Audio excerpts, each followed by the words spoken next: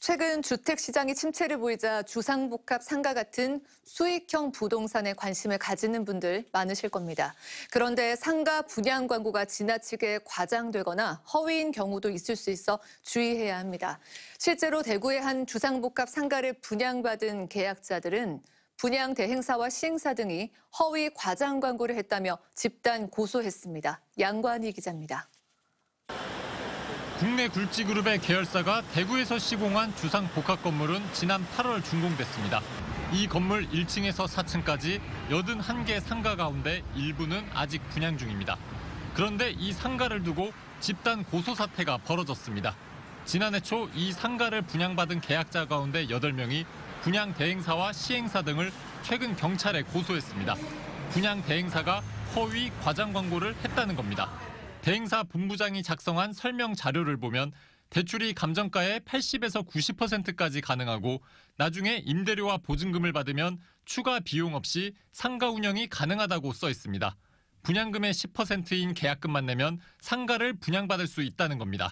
대출 이자를 빼고도 예상 수익이 월 330만 원, 무려 연 20% 수익률을 보장했습니다. 시공사 측과 관련된 유명 커피숍과 가구점 등 입점이 확실시 된다고도 설명했습니다.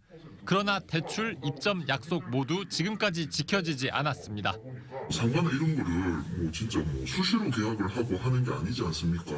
고의가 같은 이렇게 내용으로 저희들한테 이제 얘기를 하니까 그렇게 갈 수밖에 없는 거예요. 분양 대행사에서 고객 유치 업무를 맡고 상가 분양 계약을 도와준 당시 직원들과 본부장도 회사 대표의 말만 믿었다고 합니다. 믿을 수밖에 없는 그런 브리핑 내용을 저희도 이사님이나 대표님이나 본부장님이나 이렇게 들었기 때문에 그렇게 할 수 있었죠. 대행사하고 지시를 받아서 그 사람들하고 회의를 해서 그것을 하는 거죠. 제가 어떻게 제 말은 대로 합니까? 그건 본부장이랑 직함도 달아준 거고? 그렇죠. 허위 과장 광고에 속았다고 주장하는 계약자는 모두 8명. 이들 분양금은 모두 160억 원에 달합니다. 분양 대행사는 대출과 유명 커피숍 입점 등을 약속한 적이 없다고 반박했습니다. 본부장이라는 사람은 프리랜서로 분양 대행사 직원이 아니라고 덧붙였습니다. 개인 취향이 다 틀리니까 그걸 갖다가 대행사에서 어떻게 알 수 있는 은행이 아닌데 어떻게 알 수 있는 부분이 아니지 않습니까? 저희들은 그렇게 확정이다 이런 말을 사실은 쓸 수 없어요. 분양 계약자들은 형사와 별개로 계약 취소, 손해배상 등을 위한 민사소송도 준비하고 있습니다. MBC 뉴스 양관입니다.